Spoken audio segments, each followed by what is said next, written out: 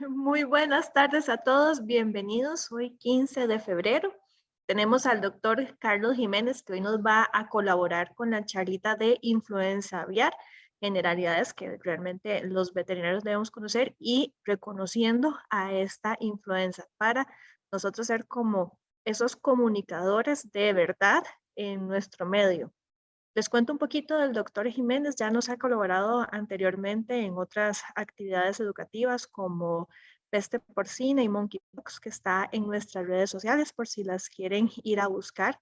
El doctor es médico veterinario de la Nacional desde el 81, y también ha sacado su doctorado en la Universidad La Quince en Alemania en 1990. Su tesis doctoral obtuvo la magna cum laude y fue sobre un comparativo de diversos métodos laboratoriales aplicados al diagnóstico de infecciones por coronavirus. Ha estudiado y ha trabajado con estudios virólogos del ámbito nacional e internacional. Ha coordinado el laboratorio de virología de la Escuela de Medicina Veterinaria de la Universidad Nacional desde el 95 y desde el 2010 ha sido como el editor de la publicación de las revistas médico-veterinarias de las ciencias veterinarias. También ha sido consultor de agencias internacionales de energía atómica en el campo de diagnóstico inmunoenzimático de enfermedades infecciosas de los animales y en el campo de diagnóstico de enfermedades virales. Es miembro del Departamento de Agricultura de los Estados Unidos en el campo de enfermedades vesiculares y también ha sido distinguido con la Medalla al Mérito Profesional otorgada por la Cámara Nacional de Productores de Leche de Costa Rica en el 2005 y ha tenido un reconocimiento de apoyo en avicultura costarricense por parte de la Cámara Nacional de Avicultores de Costa Rica en el 2007 y ha sido miembro honorario de la Asociación de Profesionales para la Promoción de Ciencias Avícolas de Costa Rica. Entonces, espero que esta charla sea de provecho para todos. Los dejo con el doctor. Doctor Carlos, la audiencia es suya. Ah, Muchas gracias, Cintia.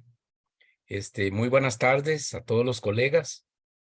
Es un gusto compartir con ustedes y vamos a tratar de ir desarrollando el tema de la influenza aviar, que es un tema, digamos, de mucha actualidad en nuestro país y en otros países del mundo. Empezamos con una definición que es del doctor Swain. Él trabaja con el Departamento de Agricultura de los Estados Unidos en Georgia y es un especialista, digamos, en enfermedades eh, aviares, sobre todo aquellas de alta virulencia como influenza y como Newcastle. Nos dice el doctor Swain que la influenza aviar es una enfermedad viral altamente contagiosa, puede afectar las aves domésticas y a las aves silvestres, y también se han logrado encontrar virus de influenza aviar en mamíferos y en seres humanos. Es una enfermedad realmente compleja donde vamos a encontrar una gran diversidad de subtipos, H5N1, que es el subtipo que nos preocupa en este momento, H5N3, H5N8, H7N2 y ahí sucesivamente. Y una de las características que tienen los virus influenza es que evolucionan rápidamente por cambios en su genoma. La enfermedad se presenta en diferentes países de todos los continentes y puede ser más frecuente en algunas zonas geográficas. Bueno, las cepas de los virus influenza pueden clasificarse en dos categorías. Básicamente, digamos, en función de la gravedad de la enfermedad que ellas causan en las aves domésticas, las aves que utilizamos para producir, digamos, proteína de origen aviar. La influenza de baja patogenicidad es una enfermedad que típicamente puede causar pocos o ningún síntoma clínico.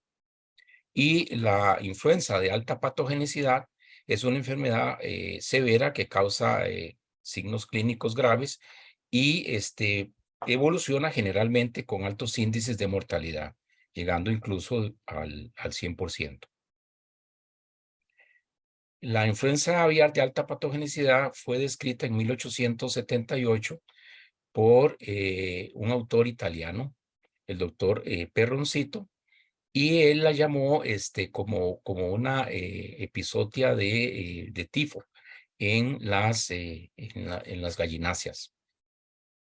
Desde ese momento, digamos, se han identificado brotes de influenza aviar de alta patogenicidad en muchas partes del mundo. El agente causal es un virus influenza A.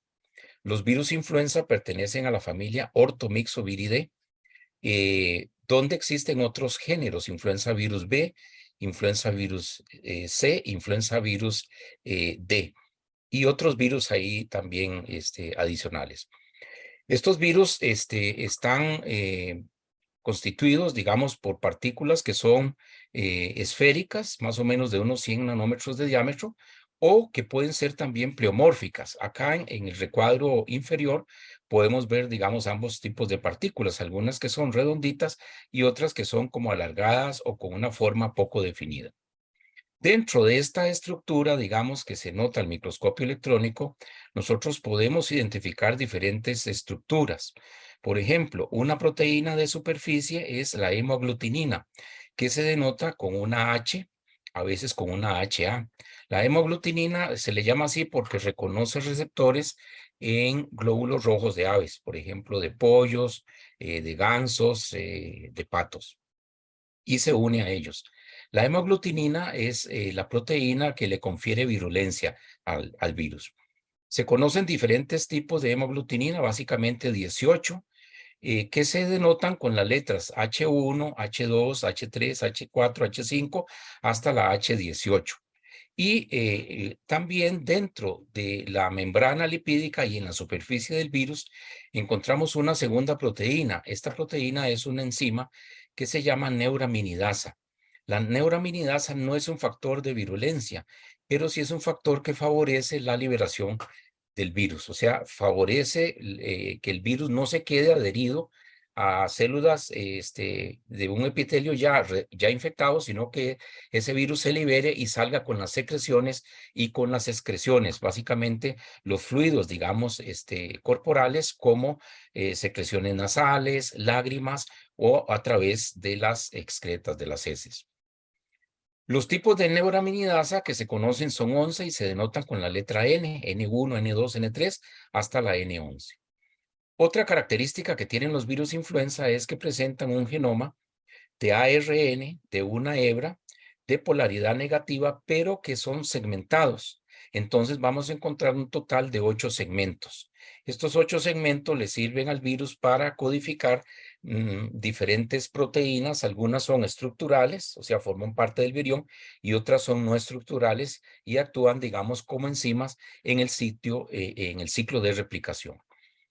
Los virus influenza básicamente se denotan por 2 letras. Entonces, dependiendo del tipo de hemaglutinina, aparece una H, una H1, una H5 y ahí sucesivamente. Y dependiendo de la neuraminidasa, aparece una N, N1, H1N1, por ejemplo, el virus influenza, que aparece, digamos, en la población humana y causa una pandemia en el año 2009, por ejemplo. En este momento vamos a hablar, digamos, en general de los virus influenza, pero después nos vamos a centrar en las cepas de alta patogenicidad como la H5N1. Dentro de los virus influenza se producen, digamos, avances genéticos que favorecen su evolución. Estos avances o estos mecanismos son de 2 tipos. Uno es el acúmulo de mutaciones puntuales y a eso se le llama drift o deriva genética, que es el acúmulo, digamos, de mutaciones donde va cambiando un nucleótido.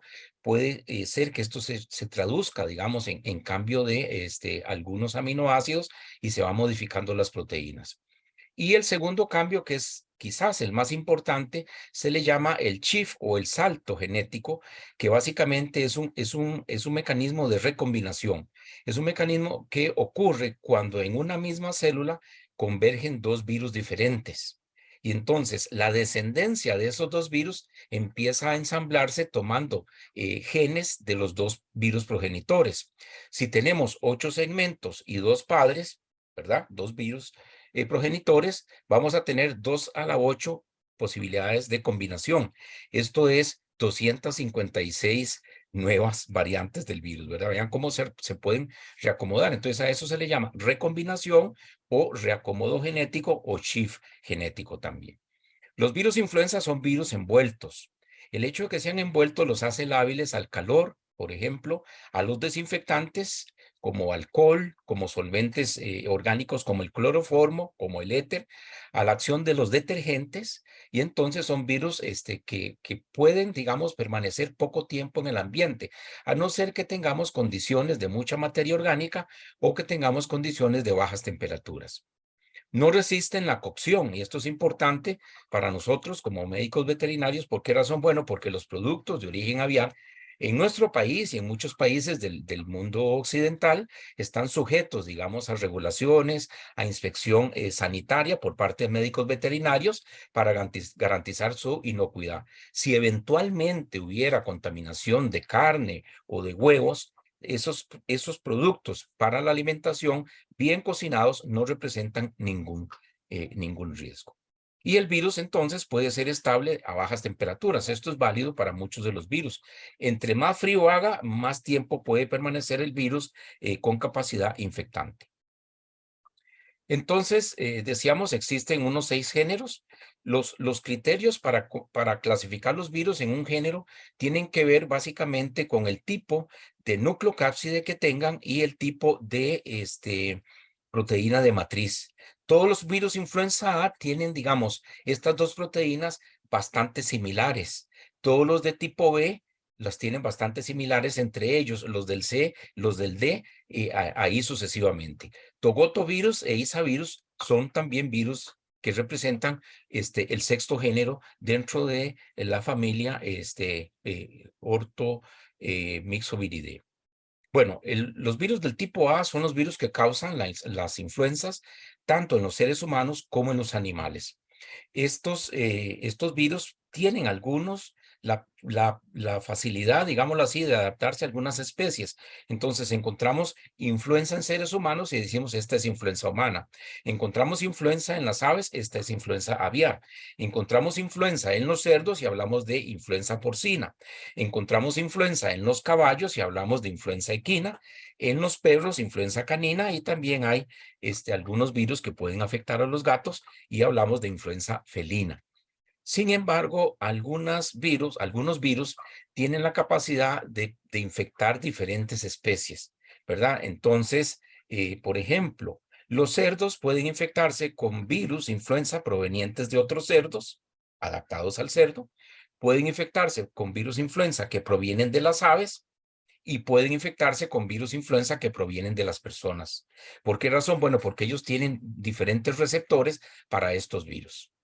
Los virus influenza se denominan, digámoslo así, con una letra que sería el género. Entonces, este sería un virus influenza A, por ejemplo, que estamos señalando acá. Luego aparece en cuál especie animal fue identificado. En este caso son pollos. ¿En qué país fue identificado? En Italia. ¿Qué número de aislamiento es o qué número de cepa es la 5093? ¿Y en qué año se produjo el aislamiento? En el año 1999. Entonces, esto más o menos es el criterio que recomienda la Comisión de Taxonomía de Virus para la nomenclatura de los virus influenza. Decíamos que encontramos 18 hemaglutininas y 11 neuraminidasas. Sin embargo, en las aves solamente circulan las hemaglutininas del 1 al 16 y las neuraminidasas del 1 al 9. Los virus entonces presentan estas características, digamos, de que son esféricos o pleomórficos, lo señalamos antes, presentan 8 segmentos de ARN, codifican para unas 10 proteínas, incluye las estructurales y las no estructurales.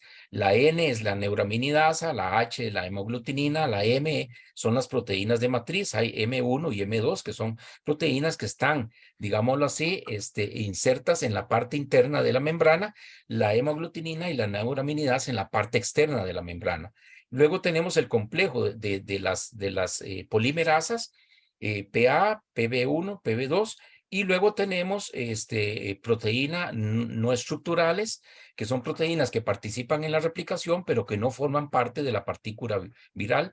Y la nucleoproteína, que sería la proteína que está asociada a las hebras de ácido nucleico y que actúa como, digámoslo así, como un soporte, como una protección para ellas.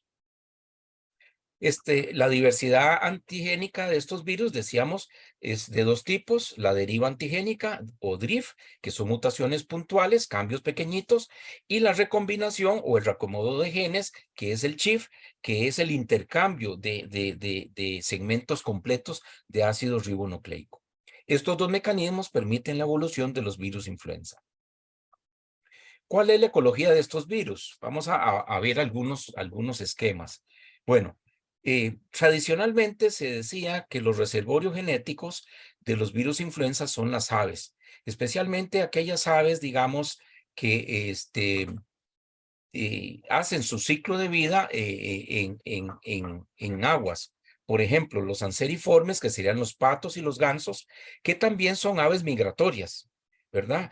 Y el otro grupo de aves también son aves que viven generalmente en las costas o en los lagos, viven, digamos, en el agua, y son los caradiformes.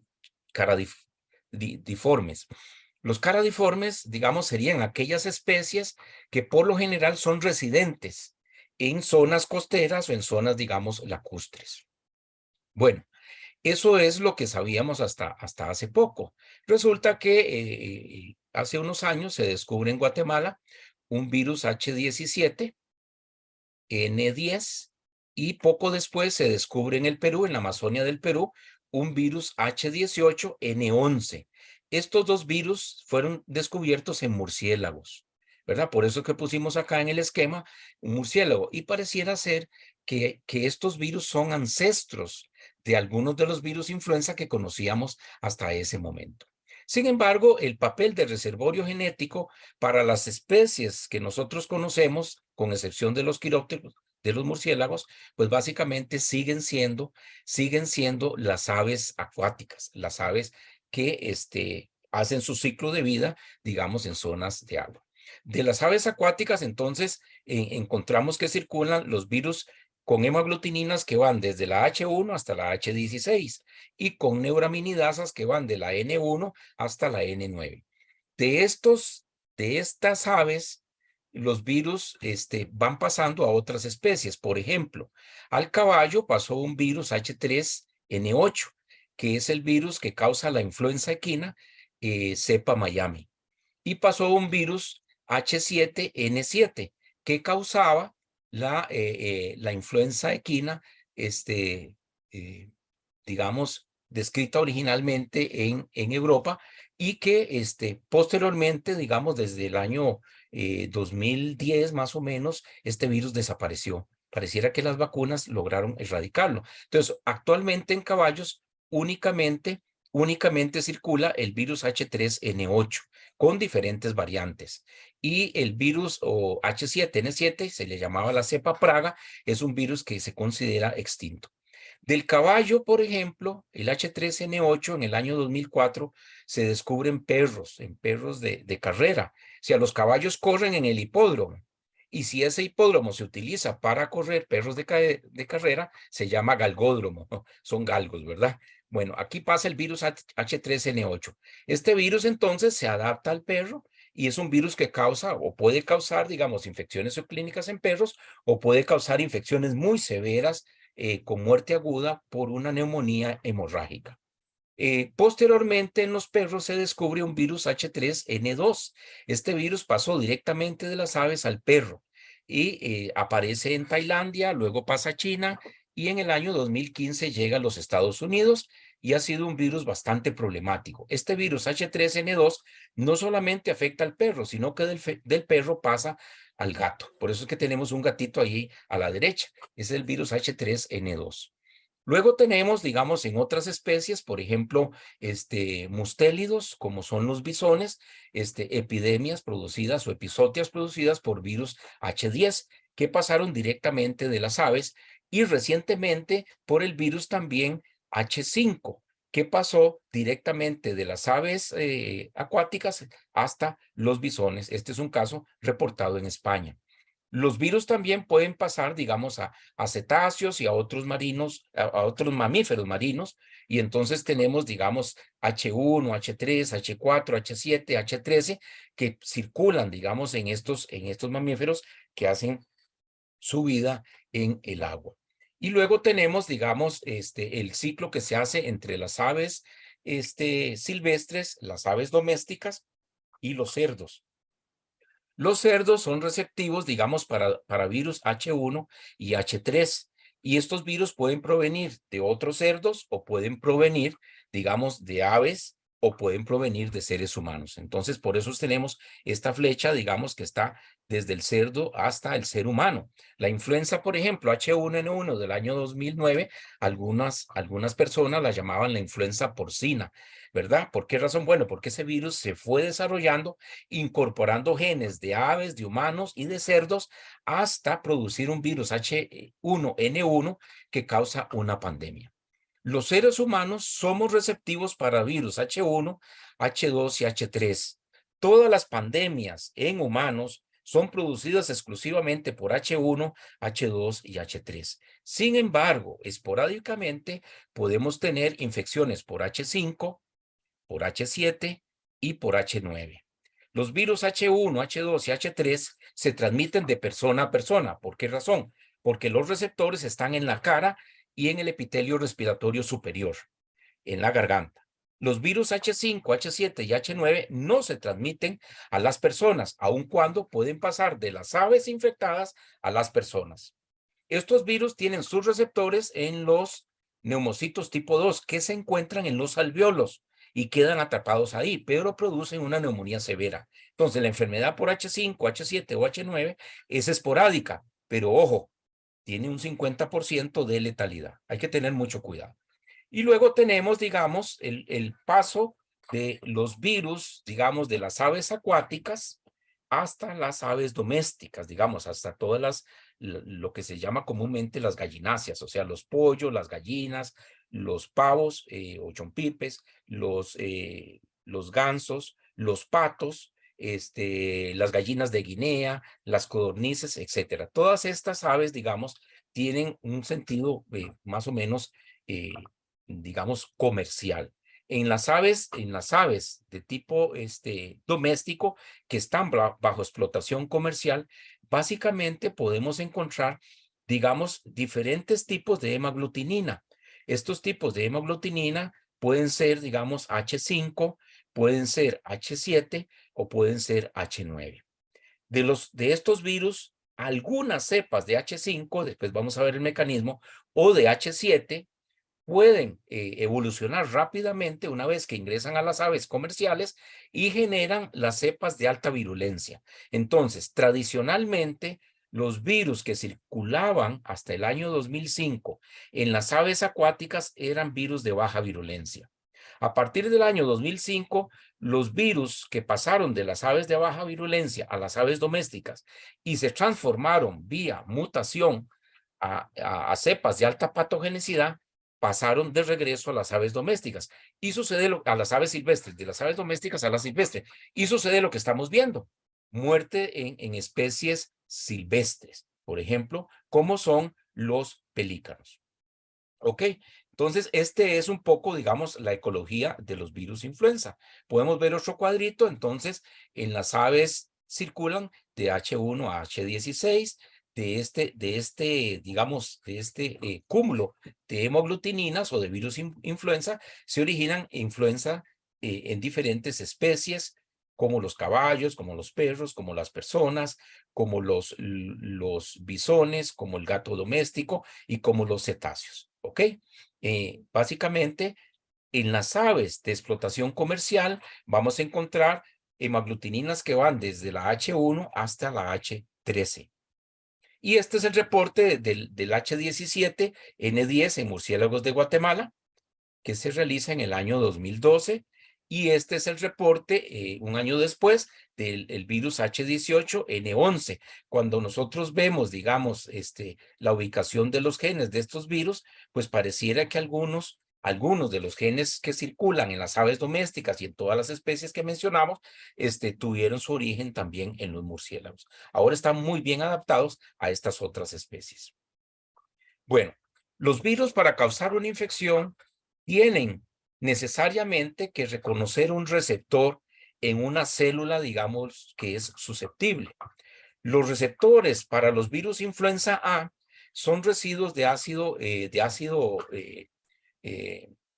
ciálico. Y este ácido ciálico, digamos, tiene diferentes fórmulas en las diferentes especies. Por ejemplo, en las personas, este ácido ciálico tiene esta, digamos, terminación 2.8 GA. En las aves tenemos 2.3 GA y en los cerdos tenemos ambos, el 2.8 y el 2.3.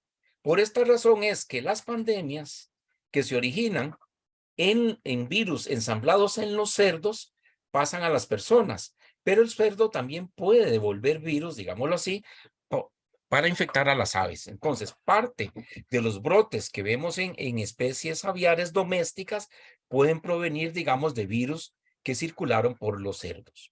Se estableció también que muchas de las pandemias se originaban en Asia, y esto tiene que ver por el sistema, digamos, de producción o de tenencia de animales. Resulta que en zonas como China, como Tailandia, como Vietnam, por ejemplo, las familias, sobre todo las familias que viven en el campo, pues tienen dentro de la casa un cerdo para engordarlo con los restos de comida. Y resulta que también capturan patos y gansos de los que son migratorios, que llegan a los arrozales, y ellos los colocan sobre, digamos, sobre el corralito del cerdo. Entonces, las aves defecan y los virus que están presentes en esas aves empiezan a incorporarse con los cerdos y de los cerdos pasan a las personas y por ahí se origina o puede originarse, digamos, una pandemia. La H5N1 no es un virus nuevo, es un virus que apareció en 1996 en Guangdong, en China. Este virus posteriormente, digamos, recibe genes de otros virus, por ejemplo, un virus H6N1 en el año 97 y un virus H9 que se aísla en el año 99.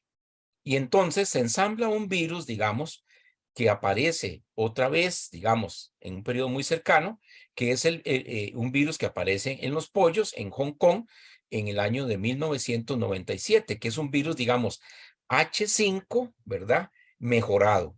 Y este virus puede pasar eventualmente a las personas, especialmente a aquellas personas, digámoslo así, que cohabitan o que trabajan, digamos, en sistemas, digamos, donde hay una gran cantidad de aves. Porque si pensamos que el receptor del virus está en el neumocito, en el alveolo, quiere decir que ese virus tiene que brincarse los mecanismos de defensa de la nariz, los pelos, el moco, el movimiento de los cilios, de la garganta y de la parte superior, digamos, de la tráquea y de los bronquios.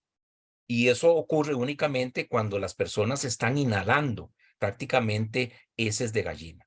Y ocurre sobre todo en Asia y ocurre también en África. Para que el virus ingrese a las células, el virus tiene que someter la hemoglutinina a un recorte proteolítico. La hemoglutinina que aparece con un 0, por ejemplo, acá a la izquierda, es la hemoglutinina que está inactiva. Así no puede entrar a una célula. Es necesario que esta hemoglutinina, que tiene dos subunidades aquí de color rojo y de color azul, estas dos subunidades sean separadas por acción de una enzima proteolítica. Esa enzima la encontramos, por ejemplo, en las mucosas respiratorias o en las mucosas de tipo digestivo, o podemos encontrar la enzima también en órganos internos, a nivel ya no epitelial, digamos, a nivel de mucosas, sino a nivel intracelular. Entonces, las cepas en las cuales la hemoglutinina es recortada en las dos unidades H1 y H2 por la enzima tripsina son cepas de baja patogenicidad. Son cepas que se quedan en la mucosa respiratoria o digestiva. Aquellas cepas que son recortadas por proteasas intracelular del tipo furina son cepas que producen infecciones sistémicas. ¿Por qué razón? Porque la furina y las proteínas y las proteasas similares a la furina la encontramos en todos los órganos. Si ustedes recuerdan lo que pasó con SARS-CoV-2, es un virus que dice, bueno, el ancestro más cercano está en el murciélago nariz de herradura, por ejemplo, o está en el pangolín. Pero la diferencia es que no tiene un sitio de recorte para actuar la furina. Bueno, en las aves, vean qué interesante, circulan los virus de baja patogenicidad en aves silvestres. Con solamente que ese virus se adapte a las especies domésticas, con solo que se adapte, y si es H5 o H7, ese virus, a través de 2 o 3 ciclos de replicación, se gana una mutación por inserción en el sitio de recorte de la proteasa. Y eso permite que esas cepas alcancen un comportamiento, digamos, muy agresivo, que las distribuye por todo el cuerpo. Básicamente, ¿por qué? Porque ahí se ubican en ese sitio una serie de aminoácidos básicos. Esos aminoácidos básicos pueden ser lisina, pueden ser arginina o pueden ser histidina. Entonces, aquí vemos, por ejemplo, en la parte inferior, un virus que se aísla en Chile en el año 2002, es un H7N3, y este virus origina un precursor, ¿verdad? Que da pie a un virus de alta patogenicidad. ¿Por qué razón? Bueno, porque en el sitio de recorte de las 2 unidades de hemaglutinina se empiezan a introducir una serie de residuos de lisina y aparece acá, digamos, con la letra K. Ese mecanismo ya se había visto en México en el año de 1994, ¿verdad? Y entonces tenemos, por ejemplo, la cepa Hidalgo 594, que es de baja virulencia. Si nosotros observamos, aquí hay una arginina y una arginina, pero este virus presenta una glicosilación en las posiciones 11 y 13. La glicosilación es un carbohidrato. Este carbohidrato actúa como un estorbo e impide la acción, digamos, de las proteasas. Puebla 1194, unos pocos meses después, se diferencia del 594 por la introducción de más residuos de aminoácidos básicos, arginina, lisina, y conserva la glicosilación. Este virus presenta una virulencia intermedia. Luego, al año siguiente, la cepa Querétaro 1995 es un virus de alta patogenicidad. Y resulta que este virus presenta los mismos aminoácidos en la zona de recorte que presentaba la cepa 1194 y la cepa Querétaro 2095. Veamos que siguen creciendo los residuos de aminoácidos básicos. Esto es espontáneo. No se necesita de una especie intermedia. Entonces nos hace suponer que posiblemente el virus que pasó de los murciélagos al ser humano encontró en el ser humano tantos individuos susceptibles que rápidamente incorporó este tipo de mutaciones en forma espontánea y no hace falta una especie intermedia. Es una hipótesis mía. Ahí la dejamos para picando en el punto de penal. Y luego, el otro aspecto, digamos, que mencionamos es la glicosilación. La glicosilación es un carbohidrato. El carbohidrato es un estorbo. Entonces, por ejemplo, la cepa que afecta Pensilvania en Estados Unidos en el año 83, la cepa 183, presenta una secuencia de aminoácidos básicos. Sin embargo, es de baja virulencia. ¿Por qué razón? Porque aquí hay un carbohidrato en la posición 11. Es glicosilada y este carbohidrato impide la acción de las proteasas. Sin embargo, la cepa 1370-83 es de alta virulencia. Aquí se presenta exactamente la misma secuencia, pero vean ustedes, no hay glicosilación. Entonces, la glicosilación es un mecanismo también que impide, en algunos casos, la aparición de cepas de alta patogenicidad. En Chile, ya lo habíamos visto, entonces, cepa de baja patogenicidad, donde tenemos algunos residuos de lisina y de arginina, y cepa de alta patogenicidad, donde se insertan, digamos, residuos adicionales de arginina y de lisina. Y esto cambia el comportamiento de estos virus. ¿Cómo se define una influenza de alta patogenicidad? Bueno, según la OMSA, antiguamente la llamaban OIE, hoy día se llama Organización Mundial de Sanidad Animal, OMSA, se utilizan dos métodos. Uno es, digamos, hacer el aislamiento del virus y luego con ese aislamiento inocular pollos que tengan más o menos unas 4 a 8 semanas. Estos pollos son evaluados después de inocularlos intravenosamente con líquido alantoideo diluido 1:10, ¿verdad? De las aves infectadas. Este virus tiene que estar libre de Newcastle y tiene que estar libre de bacterias. Entonces, si en el término de 10 días, 6, 7 u 8, 9 o 10 pollos fallecen, ese virus se considera de alta patogenicidad. La otra forma es por el índice, digamos, de patogenicidad intravenosa, que se denota acá con las letras IVPI. Y básicamente en este caso también es administrar una dilución del virus que se aisló en cavidad alantoidea, en pollos embrionados, utilizar una dilución que contenga más o menos 16 unidades hemaglutinantes, y luego lo que se hace es, se administra por vía endovenosa en pollos que tengan 6 semanas y que no tengan anticuerpos. Y entonces, idealmente, esos pollos deben ser libres de patógenos específicos o pollos SPF. Estos pollos se van examinando cada 24 horas durante 10 días y en cada observación se va adjudicando un puntaje a cada uno de los pollitos. Entonces, si el pollo está totalmente sano, se le pone un 0. Si el pollo está enfermo, se le pone un 2. Y si el ave está, un 1, perdón, y si está muy enfermo, se le pone un 2. Cuando el pollito se muere, se le pone un 3. Entonces, al final de los 10 días, lo que se hace es sacar, digámoslo así, una sumatoria de esa ponderación que se hizo a los pollos inoculados por vía endovenosa. Si ese valor es superior a 1.2, se considera que el virus es de alta patogenicidad. Por ejemplo, un índice de 3 significa, si el 3 se lo ponemos a las aves que murieron, significa que todas las aves se murieron en un periodo de tiempo muy corto, que pueden ser las primeras 24 horas. Mientras que si tenemos al final de la observación un índice de 0.0, significa que ninguna de las aves inoculadas llegó a desarrollar la enfermedad, por lo tanto es un virus de baja patogenicidad. ¿Cómo se transmiten los virus influenza en general, de alta y baja patogenicidad? Bueno, por contacto directo entre aves infectadas y aves susceptibles. ¿Cómo se da ese contacto? Bueno, a través de aves migratorias, ¿verdad?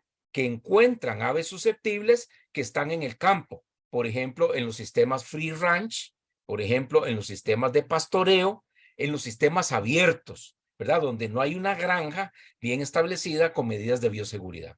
Ese es un problema que ha llevado a Europa Occidental a suprimir ese tipo de explotación. ¿Por qué razón? Bueno, porque muchos de los brotes se originaron precisamente en aves que estaban en esas condiciones, digamos, comillas, de libertad.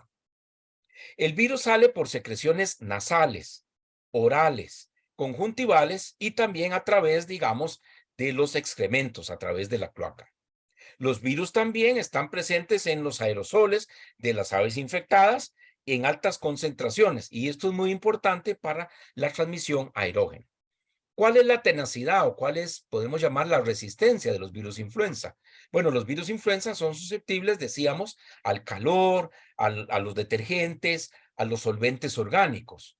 Pero el virus puede prolongar su resistencia, mantenerse viable, cuando se encuentra en grandes cantidades de materia orgánica, que pueden ser cadáveres, que pueden ser secreciones nasales o que pueden ser, digamos, cuitas, las excretas. Cuando la temperatura es baja y hay humedad, esto favorece, digamos, que el virus conserve esa capacidad de infectar. Por ejemplo, en excretas líquidas puede mantenerse hasta por 105 días en la época de invierno.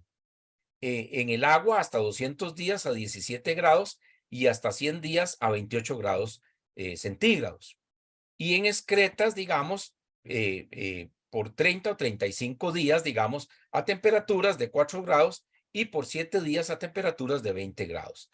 Estas temperaturas que hablamos acá en el invierno son temperaturas de congelación, ¿verdad? Estas son temperaturas también ambientales que se pueden percibir en el otoño o en algunos días del invierno o en parte de la primavera, ¿verdad? Entonces, ahí vemos dónde es que el virus puede mantenerse viable una vez que ha salido de las aves infectadas.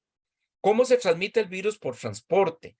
¿Y cómo es que se va diseminando, digamos? Bueno, uno es por objetos inanimados que están contaminados, sobre todo con secreciones nasales, secreciones respiratorias o con excretas. Pueden ser, digamos, cajas que se utilizan para el transporte, puede ser comederos, pueden ser algún tipo de implemento que tengamos en la granja y que pasa, digamos, a la presencia de animales susceptibles. Cuando se movilizan aves infectadas, por ejemplo, que son, que sabíamos que eran susceptibles, cuando se movilizan, digamos, de una granja a otra, o se movilizan, digamos, a un matadero, no se desinfectan, digamos, las jaulas, no se desinfecta el camión, y resulta que ese camión va a una granja sana. Entonces, puede ser una forma como ingresa a otra explotación. Vectores mecánicos, digamos, pueden ser vestimenta de las personas, puede ser, digamos, las mismas personas, pueden ser mascotas, pueden ser animales silvestres, pueden ser vehículos. Y vectores biológicos que serían, digamos, aves silvestres, aves acuáticas y las mismas aves domésticas. Entonces, vemos entonces que una vez que el virus pasa de ese ciclo silvestre a las aves domésticas, el virus tiene muchas posibilidades de transmitirse y de diseminarse en esas aves domésticas. Y ahí también juega un papel importante la bioseguridad y la acción que ejerza el ser humano. ¿Cuáles son las presentaciones clínicas? Mencionamos muy rápidamente la influenza aviar de baja patogenicidad, de baja virulencia, puede tener una morbilidad de un 50% y una mortalidad de un 5%. Los signos clínicos aparecen 4 o 5 días posinfección, la excreción se inicia unos 2 días posinfección, la infección respiratoria un día posinfección y los signos son, digamos, de una infección respiratoria digestiva. Decíamos que estos virus son activados por enzimas que están presentes en el epitelio respiratorio y digestivo, ¿verdad? Y entonces, básicamente, la infección se va a producir a nivel de esos epitelios. Las cepas, digamos, de baja virulencia pueden manifestarse con una disminución en la postura, con heces líquidas, con algún grado de depresión, pero tienden, digamos, en general, no exclusivamente, pero tienden a ser cepas, digamos, con un comportamiento relativamente benévolo o benigno. Las lesiones que vamos a encontrar en este tipo de influenza pueden ser rinitis, sinusitis, bronconeumonía, afectación del aparato reproductor, salpingitis, puede haber peritonitis de la yema, ¿verdad? Por infección de los ovarios, podemos tener enteritis, tiflitis, proctitis, afectación del páncreas, disminución del tejido linfoide en la bolsa de Fabricio y en el vaso, traqueitis, etcétera. Y este tipo de enfermedad, digamos, una influenza, si es H5 o H7 de baja patogenicidad, puede rápidamente evolucionar hacia una influenza de alta patogenicidad por la inserción de esas mutaciones, digamos, que introducen aminoácidos básicos en el sitio de recorte de las 2 unidades de la hemoglutinina. Bueno, la influenza aviar de alta patogenicidad tiene tasas de morbilidad y mortalidad de hasta un 100%. Entonces vemos que es mucho más severa tremendamente severa, digamos que incluso las aves prácticamente en los casos hiperagudos prácticamente son encontradas muertas sin que la gente haya notado ninguna manifestación previa. La excreción respiratoria y fecal se inicia 1 o 2 días después de la infección. La presentación clínica puede ser sobreaguda, con una muerte súbita de 1 o 2 días después de la infección, y hay afectación, digamos, prácticamente de todos los órganos, incluido el sistema nervioso central. Y entonces encontramos aves que están deprimidas, que tienden a no moverse, que pareciera que están dormitando, y aparecen también, digamos, otras manifestaciones, digamos, a nivel cutáneo. Podemos tener hemorragias, tenemos síntomas de disnea, tenemos edema en las crestas, en las barbillas, podemos tener necrosis también en esas estructuras y lesiones prácticamente en cualquier órgano o tejido. Entonces aquí tenemos un ave que está presentando, digamos, un color cianótico a nivel de las crestas y a nivel de las barbillas, y además el animal está deprimido. Animales que presentan las lesiones que mencionamos, pero también que presentan disnea, igualmente a nivel de cresta y barbillas, hemorragias a nivel de piel, se notan sobre todo a nivel de las extremidades, las patas, digamos, deposiciones, por ejemplo, digamos, de tipo más líquido, más fluido, y acúmulo, digamos, de las heces en la zona pericloacal.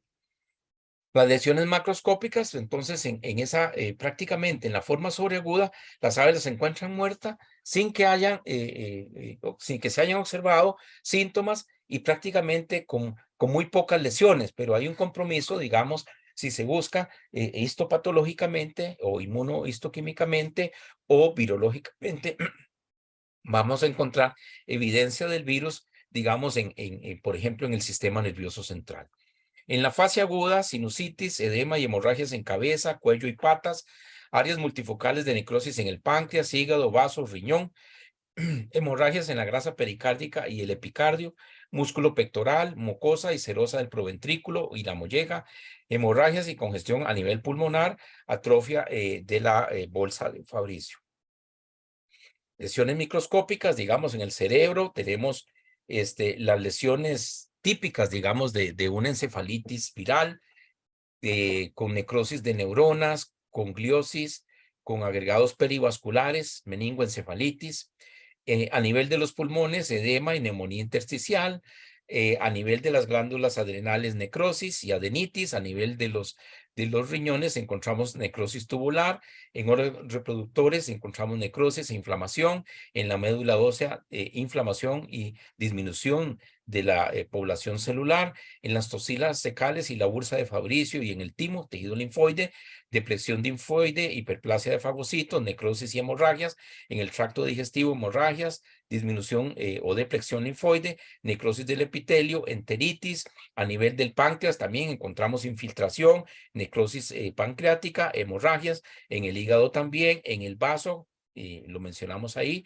disminución del tejido linfoide, necrosis, en el corazón, necrosis de los miocitos, en la tráquea, traqueitis, en la cavidad nasal, necrosis epitelial, rinitis y sinusitis. A nivel cutáneo encontramos edemas subcutáneos, necrosis y también encontramos hemorragias. Entonces, vemos que esta es una enfermedad sistémica.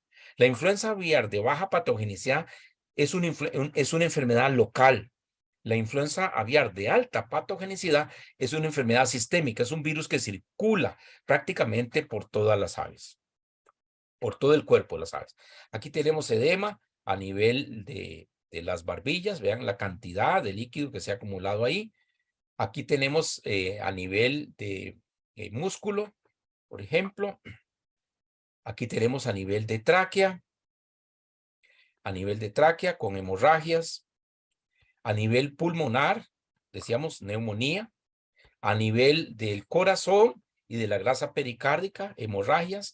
Hay también necrosis, digamos, de las fibrillas cardíacas, hemorragias a nivel de la grasa, lesiones hemorrágicas a nivel del miocardio, a nivel del proventrículo encontramos también, digamos, hemorragias y necrosis. A nivel de los riñones encontramos hemorragias y necrosis. Aquí también a nivel renal, un poquito más cerca, a nivel del páncreas, decíamos hemorragias y necrosis. A nivel de los ovarios encontramos hemorragias y necrosis, y también hay ruptura de las yemas de los óvulos. Por eso es que se produce, digamos, en algunas aves se puede producir una peritonitis de la yema. O sea, esas yemas se debilitan, se rompen y el contenido se derrama en la cavidad peritoneal. ¿Cuál es la patogénesis, recapitulando, de ambas influencias? Las de baja virulencia o de baja patogenicidad se van a replicar inicialmente en la cavidad nasal, van a circular por el tracto respiratorio, por el tracto gastrointestinal, donde, digamos, donde va a haber tripsina. Esa es la enzima, la proteasa que activa la hemaglutinina en las unidades H1 y H2. Y algunos tejidos, como el páncreas o el riñón, pueden verse afectados. Bueno, ¿por qué razón? Porque en esos tejidos encontramos, digamos, enzimas similares a la tripsina, que es la que produce ese recorte, similares. Y luego tenemos las cepas de alta patogenicidad, donde originalmente, digamos, se replica a nivel de la cavidad nasal, en cuestión de pocas horas después de la infección, y produce una infección multisistémica, como ya lo vimos, en todo el organismo de las aves. Y esta infección se explica, ¿por qué razón? Bueno, porque tenemos enzimas intracelulares del tipo furina que permiten, digámoslo así, la activación de las unidades H1 y H2 de la hemaglutinina. Y esta enzima actúa otra vez cuando se encuentra una secuencia de aminoácidos básicos: arginina, lisina, histidina. Cualquiera de estos en forma, digamos, repetida o en combinación. Situación actual en el mundo. Bueno, esto es hasta septiembre del año 2022, arrancando, digamos, un año antes, en el año 2021. Vemos los brotes, digamos, en muchas partes del mundo, digamos, en el lejano oriente, en Asia, por ejemplo, lo encontramos en la India, lo encontramos en África y lo encontramos también en muchos países de Europa. Y aparece también, digamos, en el continente americano, aparece en Alaska, aparece en Canadá, aparecen diferentes brotes en Estados Unidos, pero la enfermedad, digamos, hasta el año, hasta septiembre del 2022, se mantiene delimitada, digamos, en la parte norte del continente americano. ¿Qué es lo que sucede a partir de octubre de 2022? Bueno, se siguen suscitando los brotes en África, en Europa, en el lejano oriente, digamos, en países asiáticos. Se siguen suscitando los brotes en Norteamérica, pero empieza a aparecer, digamos, en otros países del continente americano, en Venezuela, en Ecuador, en Perú, en Chile, donde había sido erradicada. Aparece en países de Centroamérica, digamos, etcétera. ¿Cómo se explican estos brotes? Bueno, los brotes se explican básicamente por la migración de aves acuáticas, del tipo, digamos, del tipo ganso, del tipo pato. Estas aves, digamos, que cuando llega el frío en el otoño, se desplazan, digamos, por ejemplo, en Europa se desplazan desde China, por ejemplo, hasta Europa Occidental y hasta el África. Pero también algunas aves son capaces de desplazarse en sentido, digamos, hacia Alaska. Y de Alaska las aves descienden, digamos, utilizando, podemos decir, una especie de corredor, básicamente, ¿verdad? Que sería la costa del Océano Pacífico, la costa del Océano Atlántico, y luego también, digamos, parte, digamos, del Océano Atlántico, digamos, un poco más separada, digamos, de lo que es Centroamérica. Si nosotros nos damos cuenta, pues básicamente nosotros tenemos, digamos, una gran posibilidad, como lo hemos visto recientemente, de tener influenza. ¿Por qué? Porque estamos justo, digamos, en la ruta de esas aves migratorias. Entonces, las aves, por ejemplo, digamos, en los meses de invierno tienden a bajar, digamos, hacia Centro, el Caribe y Sudamérica. Y en los meses, digamos, en que pasa el invierno, en que llega la primavera, el verano, las aves tienden a subir, a ascender desde Sud y Centroamérica hasta Norteamérica. Y entonces ese movimiento, digamos, a través del continente, a través de la migración de estas aves, es la que explica la aparición de los brotes. En Estados Unidos, digamos, al 21 de enero, básicamente hay brotes en muchos países. Básicamente, digamos, en este momento se consideran en 19 estados, pero prácticamente ha estado presente en la mayor parte, digamos, de los estados continentales. Y luego tenemos, digamos, diferentes virus que están circulando, 17 virus de alta patogenicidad, por ejemplo, de H5, hay 328 casos, de H5N1, digamos, 3090 casos, y ahí sucesivamente. Y estos casos, digamos, se van dando en diferentes regiones. Por ejemplo, en África sería el cuadrito o la rayita azul. En las Américas sería el verde, vemos cómo se va incrementando. En Asia sería el que está aquí en color rojo, y luego tenemos en Europa que sería el colorcito anaranjado, más o menos. Y luego, digamos, en las Américas, digamos, desde el año 2014, que es lo que recapitula el WAGIS, digamos, del OMSA. Entonces tenemos que ha habido casos, digamos, en Canadá, por ejemplo, en el 2015 en Canadá. También hubo casos en Estados Unidos de América. En el 2021 tenemos casos en Canadá, por ejemplo, y luego tenemos, digamos, en el año 2022, casos en Canadá, casos en Estados Unidos, casos otra vez en Canadá y casos, digamos, en Chile. Y, no, perdón, este no es de Chile, este es de Canadá. Y luego tenemos, digamos, en otros países donde empieza a aparecer, digamos, en Groenlandia, se reporta también en Costa Rica, digamos, a finales del año 2022 o inicios del año 2023, etcétera. Entonces, lo que nosotros vamos viendo es que el número de brotes empieza a crecer, no solamente en los países donde ya se presentaba, sino en otros países, ¿verdad? En otros países. Y inicia originalmente afectando aves migratorias, aves silvestres migratorias o aves acuáticas, digamos, residentes, y posteriormente pasa a las aves domésticas.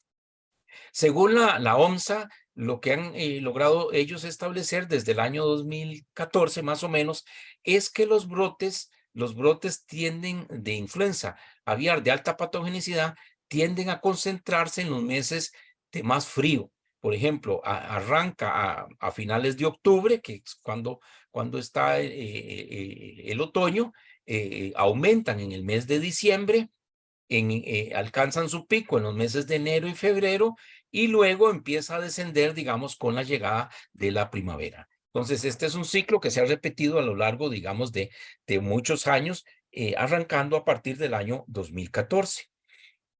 ¿Qué pasa en Centro y Sudamérica? Bueno, según la ONSA, es primera vez que desde el año 2002, que se había reportado en Chile, ahora se han notificado 75 brotes en 9 países de Centro y Sudamérica.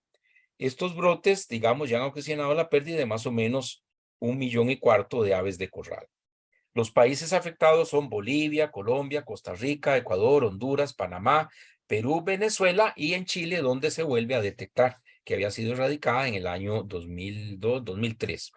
Las especies afectadas también son las aves domésticas, digamos, los pollos, las gallinas, los patos, los gansos, los chompipes, y las gallinas de Guinea y las codornices, Y adicionalmente tenemos, digamos, pelícanos peruanos y los pelícanos, digamos, pardos, que son los pelícanos, por lo menos, que están presentes acá en Costa Rica. En Costa Rica está el reporte.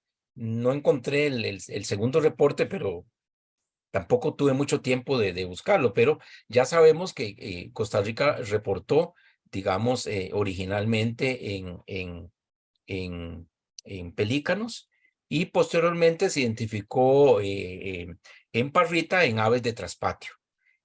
No se ha encontrado digamos, en aves bajo explotación industrial, no se ha encontrado. Y eso, digamos, es una muy buena noticia para el país.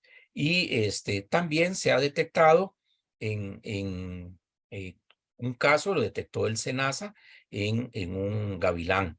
Los rapaces, digamos, como son los gavilanes, son depredadores, ¿verdad? Y ellos se alimentan de mamíferos, de reptiles, pequeños reptiles, o se alimentan también de otras aves. Entonces, un rapaz se puede infectar precisamente cuando se alimentó a partir de aves enfermas.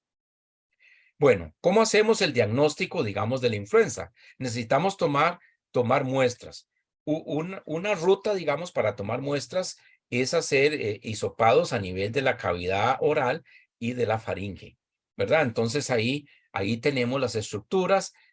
Se puede, digamos, muestrear a ambos lados de la lengua, de adelante hacia atrás, luego mostrar la glotis, ¿verdad? Que sería esta partecita de acá, y la parte posterior de la cavidad oral, mostrar la parte superior, especialmente la hendidura palatina, y luego ubicar esos hisopos en un medio de transporte adecuado.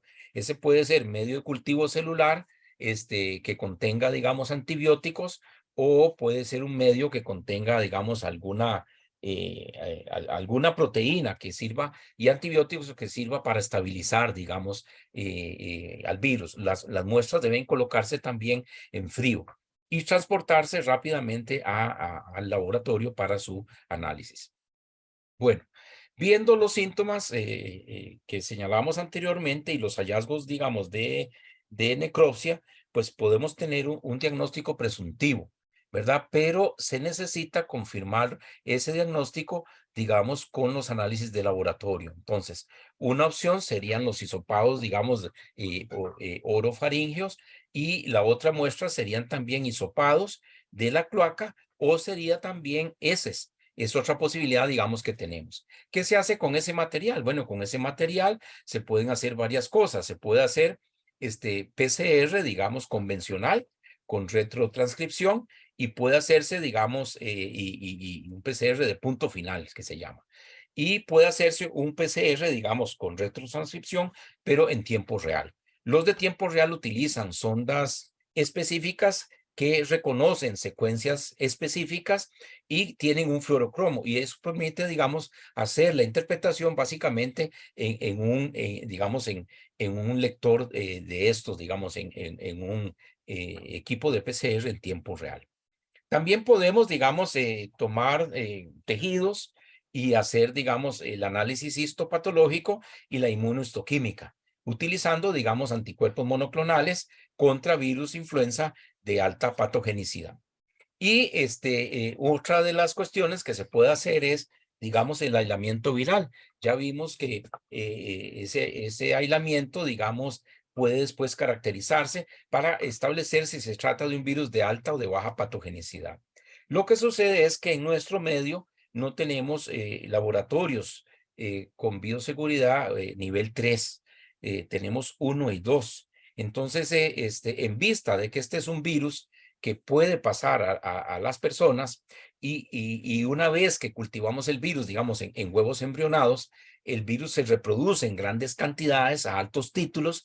Entonces, para evitar, digamos, un accidente de laboratorio y la contaminación o la eventual contaminación del personal del laboratorio, pues se pretende no realizar aislamientos, sino básicamente, digamos, remitir muestras, digamos, a laboratorios de referencia, digamos, en otras partes del mundo, como por ejemplo los laboratorios de Ames, Iowa, o los laboratorios, digamos, de Leifis en en Estados Unidos, básicamente en Iowa, en Plum Island y ahora en este momento en Kansas.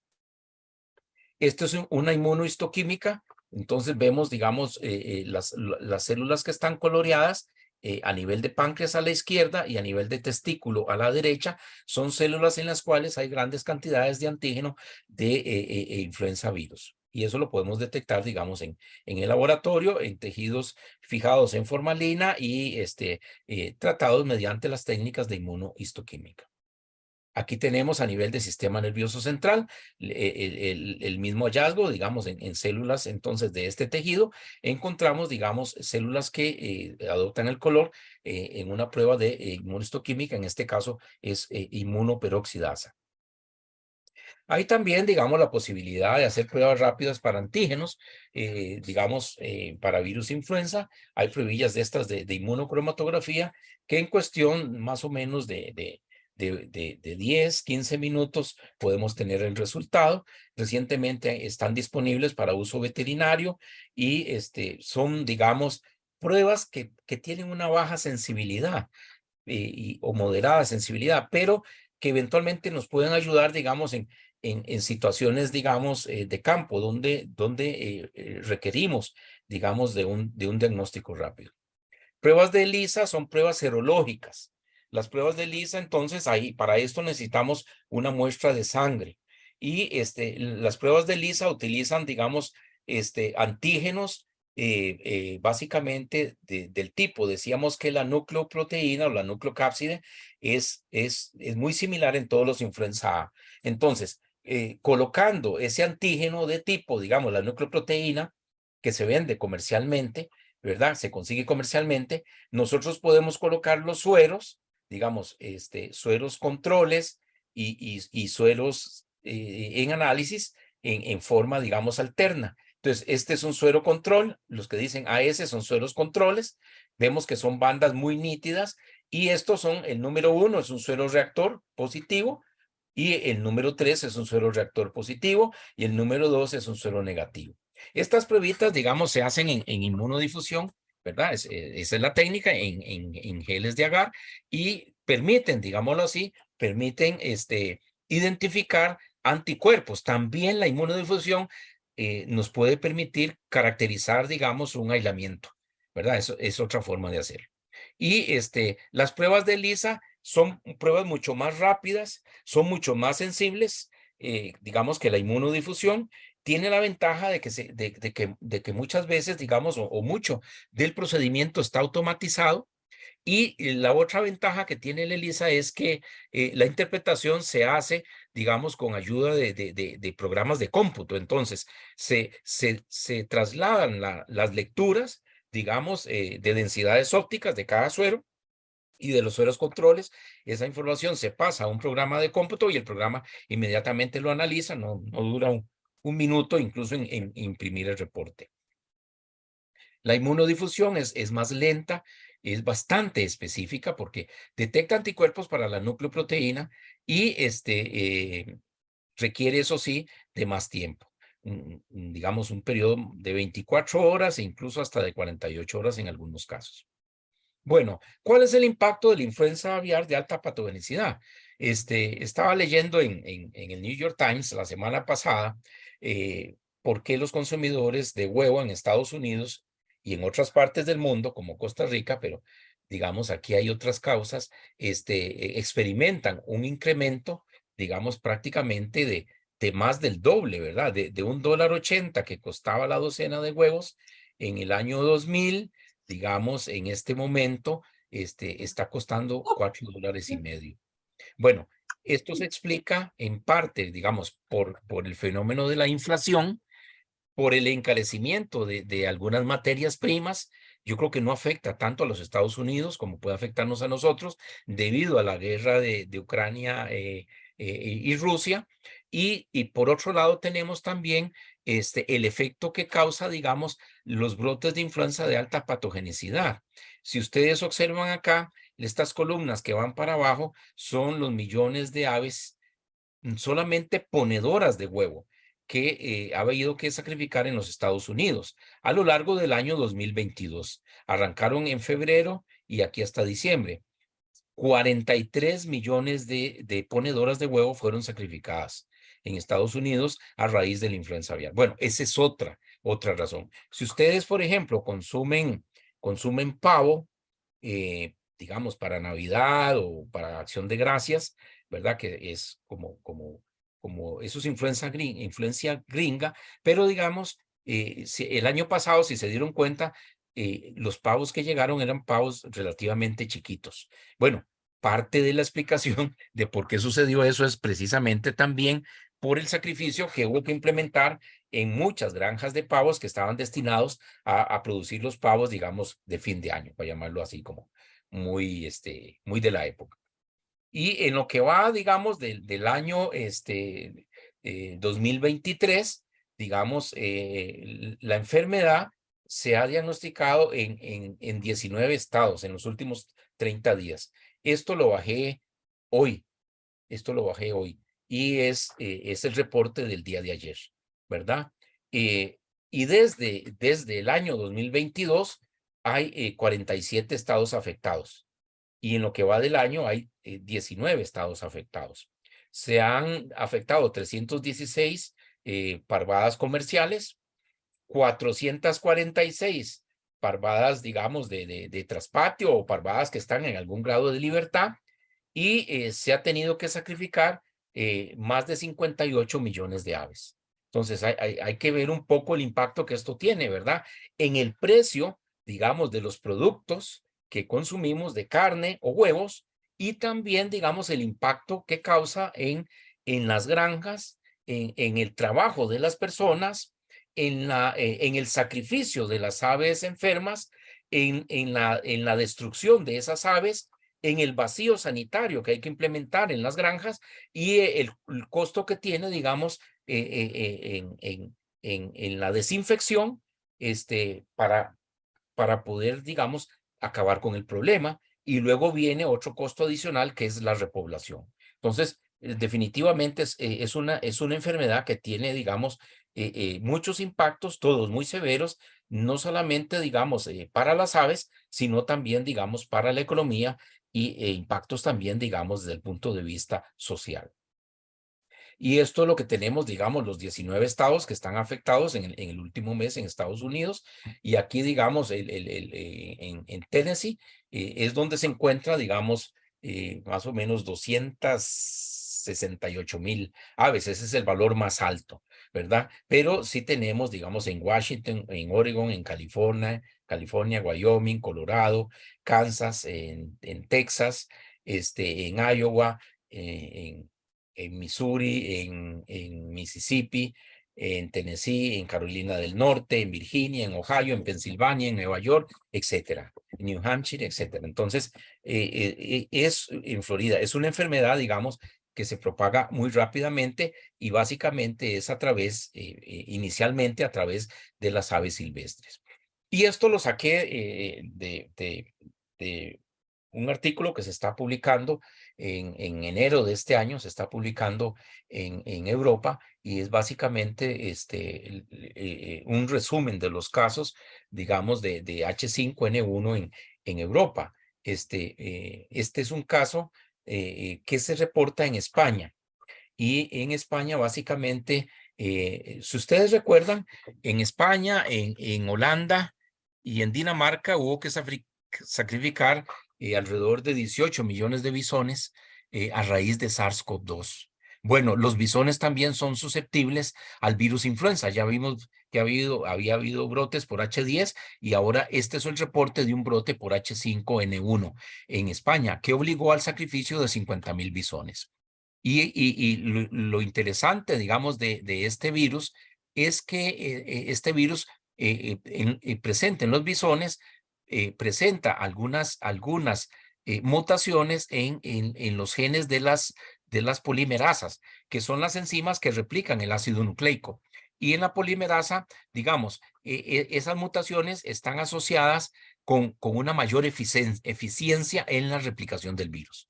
¿verdad? Y algunos autores, como proponen estos autores españoles, también tratan de decir que eventualmente esa mayor eficiencia puede también traducirse, digamos, en una adaptación del virus a nuevas especies, incluido el ser humano. Recordemos que nosotros no tenemos receptores para H5 en las superficies de la cabeza, digamos, y en el tracto respiratorio alto, pero sí lo tenemos, digamos, a nivel de los alvéolos pulmonares. Bueno, este virus entonces se ubica, básicamente es un virus que se había encontrado en gaviotas, y se supone que pasó directamente de las aves silvestres a los bisones, porque los bisones estaban en un sistema semiabierto, y este sistema permite eventualmente que alguna ave silvestre pueda ingresar al territorio o al espacio donde están los bisones, y se presume pues, que algunos de los animales se alimentaron, digamos, con aves enfermas, y luego la enfermedad se propagó entre los animales, o sea, se transmitió de bisón a bisón. No se constató ni en el personal, digamos, que trabajaba en la granja, infecciones con H5N1, ni se constató tampoco en el personal que participó en el sacrificio y la destrucción de los bisones, pero sí hay que tener mucho cuidado. Luego tenemos, digamos, reportes del centro, el Centro para el Control y Prevención de Enfermedades Infecciosas, digamos, donde ellos están, digamos, reportando los casos de virus H5N1, digamos, en diferentes países de Europa.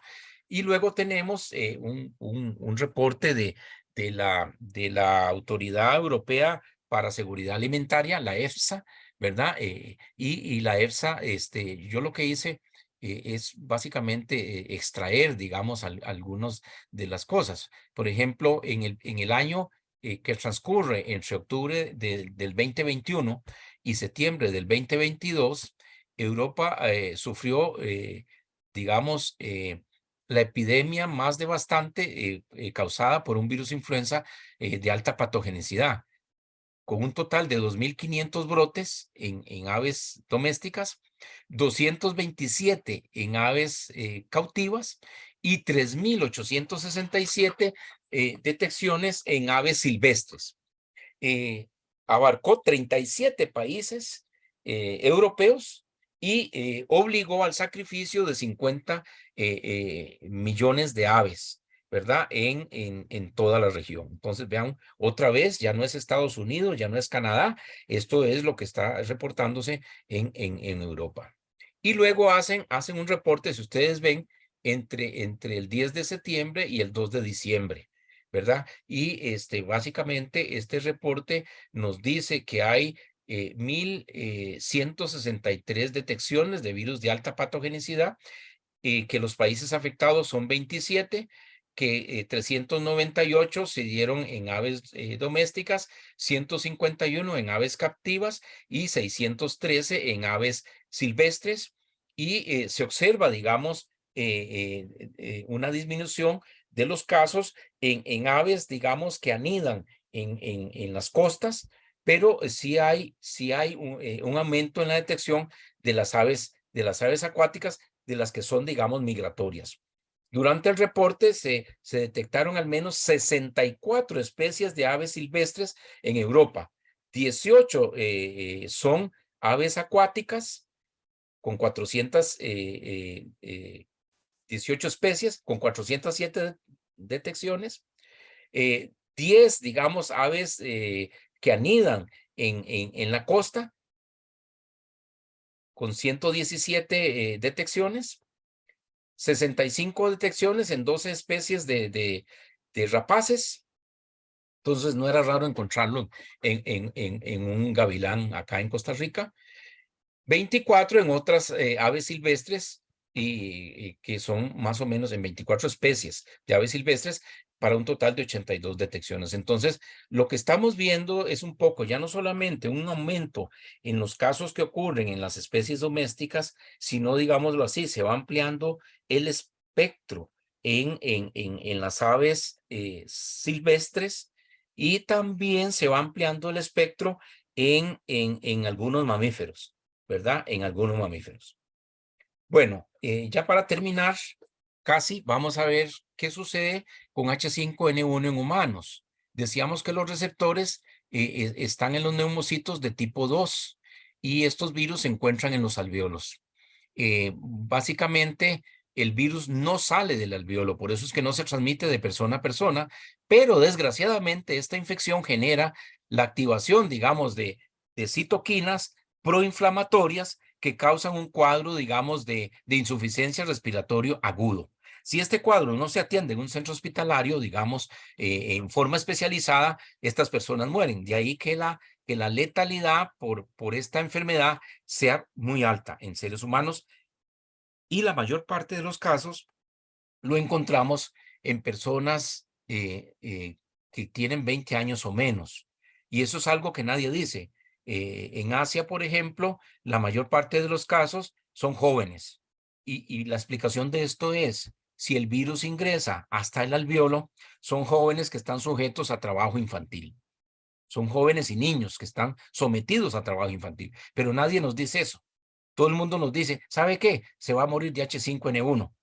Y ya vemos que esta enfermedad no se transmite, por lo menos en el estado actual, de persona a persona. Pero sí se transmite de ave y de excretas de ave a persona. Entonces, antes de atacar la explotación por trabajo infantil, se utiliza muchas veces, digamos, la vaina vacía para amenazarnos con una posible pandemia.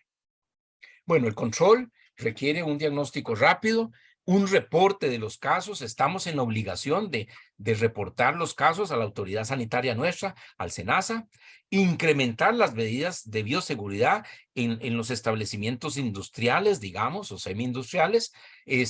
Debe haber cuarentena, prevención en el movimiento de materiales o de animales contaminados, eutanasia de las aves infectadas o de las aves expuestas, aumento en la vigilancia epidemiológica. Eventualmente también se ha implementado vacunaciones estratégicas y fundamental, la educación, ojalá, de las personas, no solamente que trabajan en las granjas, sino de la población en general. La vacunación incrementa la resistencia a la infección, reduce la cantidad de virus que las aves eliminan, pero no impide la infección. Es algo similar a lo que vemos con la vacuna de COVID-19. O sea, las vacunas no producen una inmunidad estéril, producen una inmunidad que reduce el impacto de la enfermedad clínica. Y las vacunas pueden eventualmente, digamos, la inmunidad que generan las vacunas empieza a seleccionar los virus y esto puede eventualmente, digamos, favorecer la aparición de nuevas variantes. El uso de la vacuna por sí sola no logra terminar la enfermedad. Por ejemplo, México desde el año 95, 94 tiene influenza H5N2 de alta patogenicidad. México fue el primer país que introdujo la vacunación y México no ha eliminado, no ha erradicado la H5N2 y vean el tiempo que ha pasado. Han pasado 23 y 4, 27 años desde la implementación de la vacuna. Bueno, y actualmente lo que se está haciendo es utilizar vacunas marcadas que permiten, digamos, diferenciar, vacunas DIVA, que permiten diferenciar la respuesta inmune de un animal vacunado de la respuesta inmune de un animal infectado, ¿verdad? Entonces lo que se hace es utilizar virus a los cuales se les borra, digamos, algún gen relevante y entonces se buscan anticuerpos. Si los anticuerpos son contra ese gen, contra la marca que se utilizó en el virus, esos anticuerpos son postvacunales. Y si los anticuerpos no son de ese tipo, pues son anticuerpos postinfección. Prevención y control, digamos, la influenza es una enfermedad de reporte obligatorio. Nosotros formamos parte de la OIE o de la OMSA en este momento. Es importante entonces que los países tengan la transparencia de notificar los casos, los brotes, de indicar en qué especie se encuentra, son afectados y luego tenemos que implementar prácticas de bioseguridad digamos, regulando, digamos, ya sea la inclusión o la exclusión, por ejemplo, regulando el ingreso de vehículos, regulando el ingreso de personas, cuarentenando los establecimientos, regulando la salida también de vehículos y de personas y de material.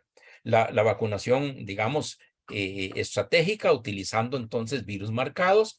El diagnóstico y la vigilancia, digamos, es importante. Bueno, decíamos que no se van a hacer aislamientos, pero es importante, digamos, que se haga el diagnóstico. El país tiene la capacidad para hacer diagnóstico en tiempo real, digamos, de virus influenza en general y de virus influenza de alta patogenicidad o alta virulencia en particular. Se deben eliminar las aves infectadas y decíamos, educar no solamente al personal que colabora en las granjas, sino también a la población en general. Los países van, digamos, desarrollando planes para prevención, planes también de contingencia, digamos, para atender la enfermedad, y esos planes, digamos, nacionales contemplan tanto la influenza aviar como el Newcastle velogénico, ¿verdad? Porque es una enfermedad, básicamente, que cuando vemos las dos, cuesta diferenciarlas. O sea, uno no puede decir esto es un caso de Newcastle o esto es un caso de influenza, ¿verdad? En realidad los síntomas son muy similares.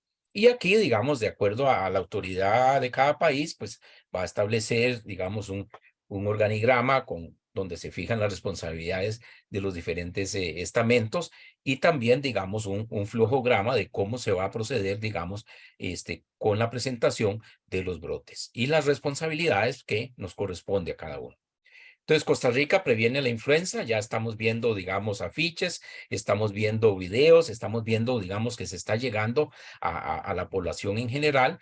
Entonces, se les recuerda, si usted encuentra aves silvestres enfermas o muertas, no se acerque, no las traslade, no la rescate y no la manipule, sino que notifique a las autoridades respectivas para que ellas se hagan cargo, por favor, porque la manipulación de estas aves no solamente ayuda a la diseminación, eventualmente si el virus está ahí, sino que también representa un riesgo para las personas entrar en contacto con secreciones respiratorias o con excretas de las aves enfermas.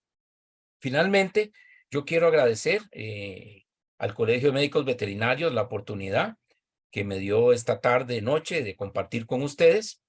Estoy a la orden para preguntas, para consultas.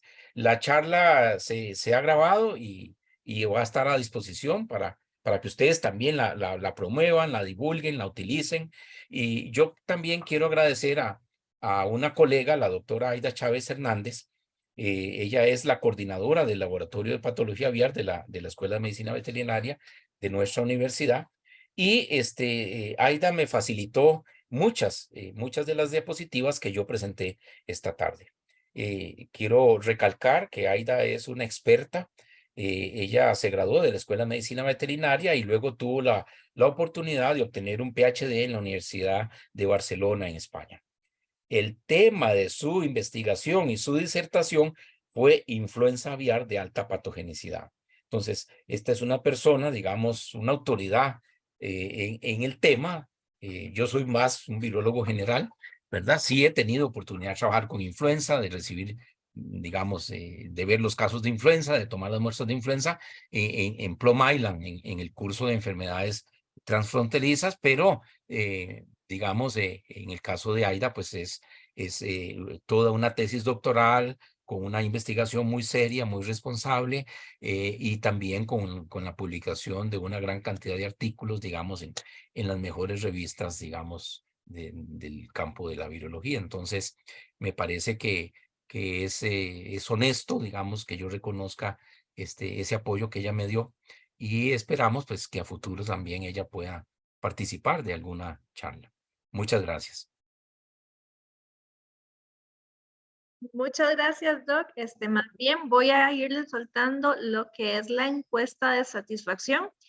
Doc, vieras que entre las preguntas vi, vamos a ver, que por qué la susceptibilidad en pelíconos.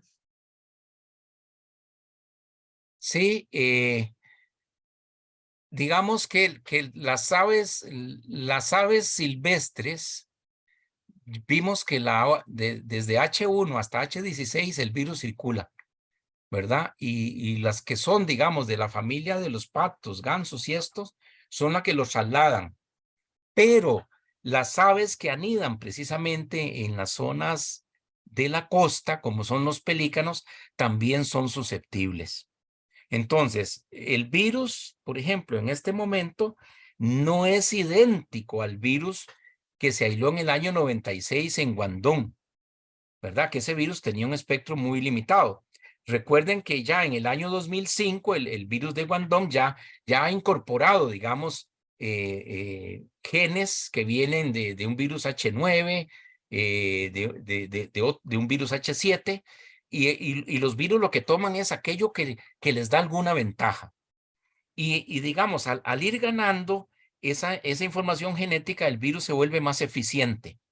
Y esa mayor eficiencia significa, digamos, no solamente que se replica más fácilmente en aquellas especies en donde ya lo hacía, sino que además tiene la posibilidad de encontrar a otras especies.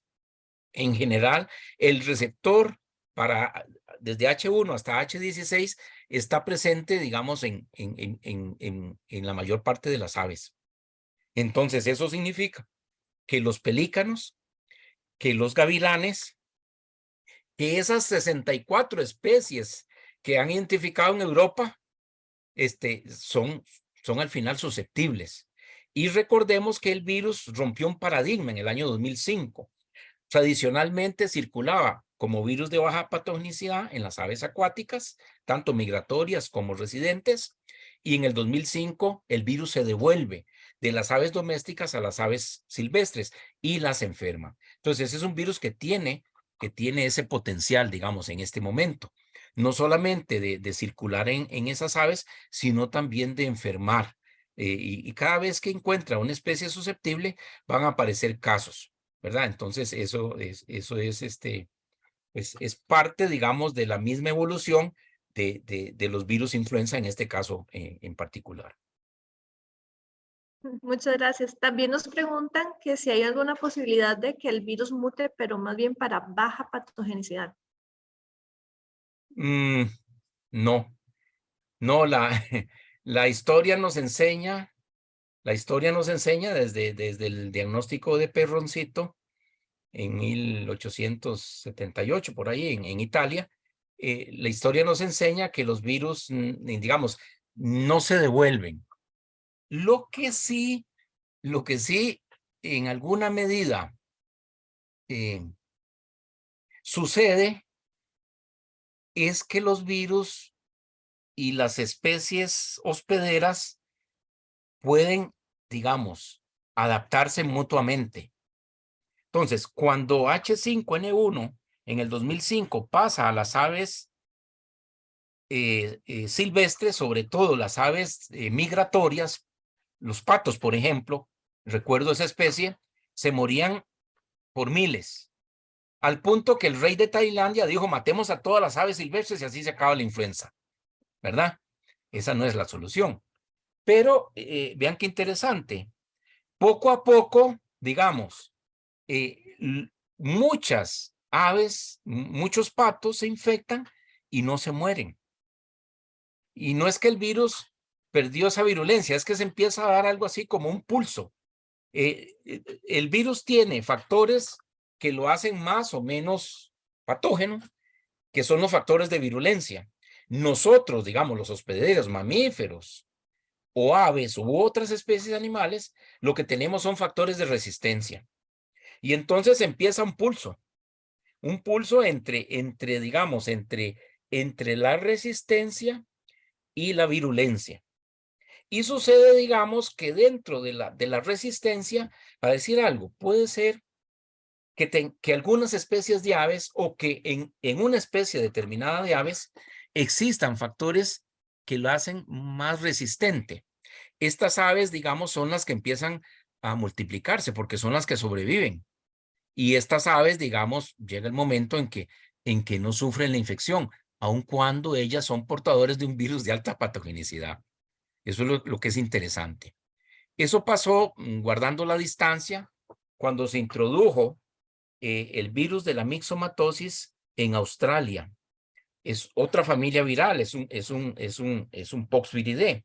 La idea con esto era, los conejos se habían convertido en una plaga en Australia, lo llevaron los colonos y resulta que, vean, si habían conejos en Australia en tal cantidad que competían con el ganado por el alimento, por el pasto, ¿verdad? Por los rumiantes. Entonces, introducen la mixomatosis y dijeron, ahora sí, se va a acabar. Se transmite por contacto directo, se transmite por contacto indirecto, se transmite por moscas y mosquitos, y dijeron, aquí se termina.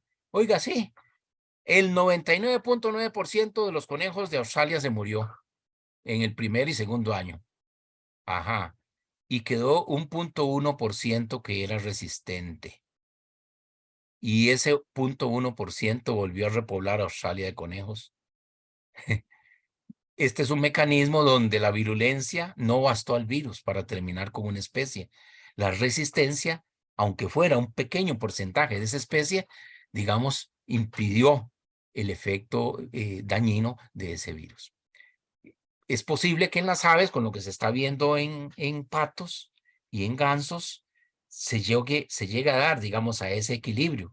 Y entonces, digamos, de pronto tengamos algunos individuos resistentes en esas especies, y esos, como son los que van a sobrevivir, son los que empiezan a dominar, son los que se vuelven más numerosos.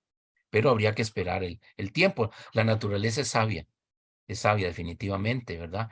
Y a los virus, si bien es cierto, causan mucha mortalidad, no le conviene matar a todos los individuos, porque si no hay individuos susceptibles, los virus desaparecen, ¿verdad? Entonces es como ese balance que la misma naturaleza, digamos, establece para todas las especies. Gracias, doctor. El doctor Marcial Arrieta tiene la mano levantada. Adelante, doctor. ¿Cuál es su pregunta o comentario? Muy buenas noches. Felicitaciones por la charla, excelente, como siempre.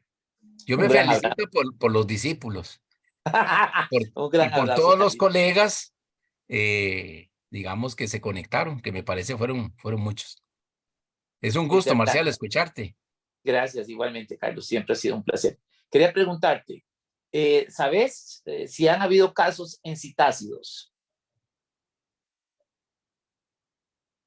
No, digamos, no pude leer la lista de Europa, ¿verdad? Pero de los que consulté acá, digamos, adicional a los pelícanos y a las gallinas de traspatio, está un gavilán. Eso me lo comentó el doctor Bernal León, que es del grupo que está haciendo el diagnóstico. Y no tengo idea en otras partes, pero puedo revisarlo. Siempre es un tema, digamos, para aprender. Es porque yo veo ¿verdad? Muchos citácidos en la clínica y parte del temor de la gente es esa, ¿verdad? Me podrá aparecer en las aves, loras, pericos, lapas, etcétera.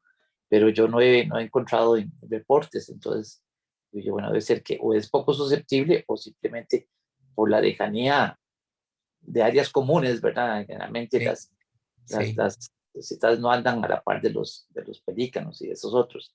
Pero bueno, si aparece algo ahí, me lo Sí, comentas. sí, voy a buscarlo. Y Muchas nuevamente, gracias. gracias por la charla y gracias al colegio. Realmente esta es la parte que necesitamos de que nos den información vital, pronta, buena y de calidad. Bueno, gracias.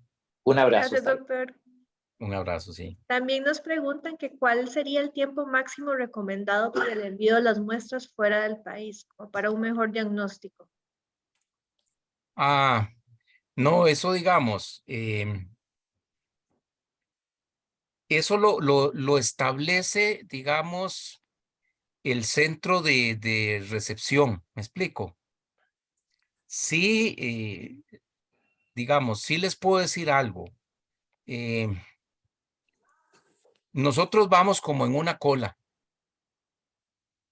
A pesar de que tengamos buenas relaciones y nos reciba la muestra, no necesariamente esa muestra se procesa inmediatamente, ¿verdad? No necesariamente. A veces pasan semanas o meses incluso. Pero lo ideal es que las muestras, digamos, se colecten, inmediatamente se refrigeren Y luego, digamos, las muestras se pueden también preservar congeladas y se pueden enviar congeladas. Eso lo puede hacer, digamos, los colegas o el personal de SENASA acá. Y luego, digamos, para lo que es el envío, la recepción y el análisis, los centros de referencia, digamos, Ames o Long Island, que ahora, digamos, se pasó a Kansas, pero está funcionando Kansas, está funcionando Plum Island, simultáneamente. Ellos nos ponen ahí como en una lista de espera, ¿verdad? Y puede ser que salga pronto, puede ser. Ellos, digamos, le dan prioridad a los problemas nacionales, o sea, de su país. Y luego, pues van haciendo, digamos, de países amigos, en forma, digamos, ahí, de acuerdo a la disponibilidad. Entonces, sí, yo no podría, pero a mí me parece que sí es importante, digamos, la calidad de la muestra es fundamental. Las muestras no se deben calentar. Entonces, sean hisopados, sean heces o eventualmente tejidos, si es que se colectan, digamos, por patólogos, y esas muestras deben refrigerarse inmediatamente y luego acá se establecerá. Es decir, bueno, no se hacen envíos cada rato, entonces quizá convenga que lo congelen y después de yo he enviado incluso muestras en tanque de nitrógeno, por ejemplo, a Estados Unidos, ¿verdad? Y ahí, digamos, ahí se encargan ellos de procesarlas. Muchas gracias, doctor. Nos preguntan que mascotas como especies menores, perros o gatos, sí pueden sufrir la enfermedad. Sí, digamos, sí hay reportes de H5N1, digamos, en grandes felinos. Hay reportes en gatos domésticos y hay reportes también en perros.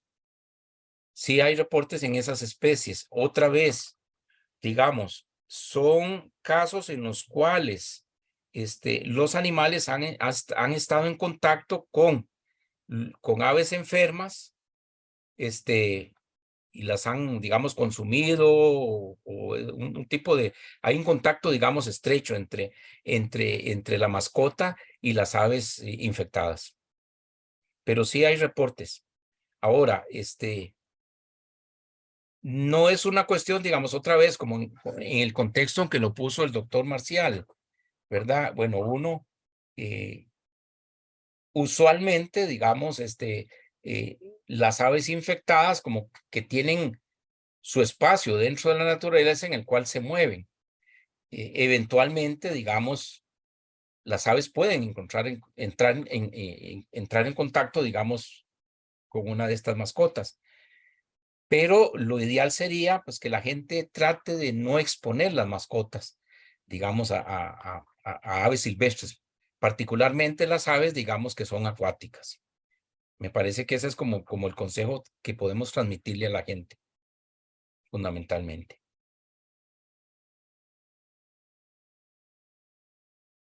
Muchas gracias, doctor. Me parece que ya estaríamos con todas las preguntas. A todos, de verdad, muchas gracias por conectarse, por compartir. A partir de mañana ya estaremos con las charlas disponibles en redes sociales. Creo que el doctor Javier Zamora tiene la manita levantada. Doctor, adelante.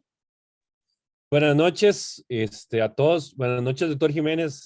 De parte de la Junta Directiva del Colegio, agradecerle muchísimo por esta disertación que nos acaba de dar. Creo que ha sido para ampliar nuestros conocimientos con respecto a esta enfermedad bastante buena, bastante enriquecedora, y agradecerle de verdad de parte del colegio por participar siempre con nosotros. Muy amable, Doc, y de verdad agradecerle muchísimo. Eso era todo. Muchas gracias. Buenas noches. Muchas gracias, doctor Zamora, y es un gusto, siempre acá desde mi trinchera en la universidad, en lo que yo pueda colaborar, pues estoy siempre a la orden, especialmente para esta profesión, digamos, que desde hace 42 años ejerzo. Así es que me siento muy agradecido con la vida, muy agradecido con el Colegio de Veterinarios, muy agradecido con la Universidad Nacional, porque mi vida transcurrió en la academia, en la investigación, pero también por este tipo de contactos, ¿verdad? Que llevamos a colegas, muchos del campo avícola, pero muchos, como hablamos con el doctor Marcial, gente que está, digamos, en otras especies, pero que también tangencialmente puede, digamos, tener contacto con las aves. Yo creo que es importante, es parte, digamos, de ese proceso que no termina, ni para ustedes ni para mí, ¿verdad? Que es el aprendizaje. Y entonces, muchas gracias más bien por la oportunidad y ojalá que a futuro pues podamos seguir colaborando. Buenas Bueno, claro. noches. Sí. Buenas noches. Muchas gracias a todos. Entre los mensajes importante, sí han habido 2 casos en delfines en Florida y la doctora Pía nos amplía que ya hay reporte en citácidos. Entonces, igual seguir las recomendaciones del doctor Jiménez, 0 contacto de aves mascota con aves silvestres es como lo más importante a tomar en cuenta. Ok, perfecto. Entonces, a todos, muchas gracias por conectarse hoy. Recuerden, las charlas van a estar disponibles a partir de mañana. También hay una charla por parte de SENASA, entonces para que estén atentos a la divulgación. De nuevo, doctor, muchas gracias. Muchas gracias a todos. Merecido descanso. Hasta luego. Chao, buenas noches. Gracias.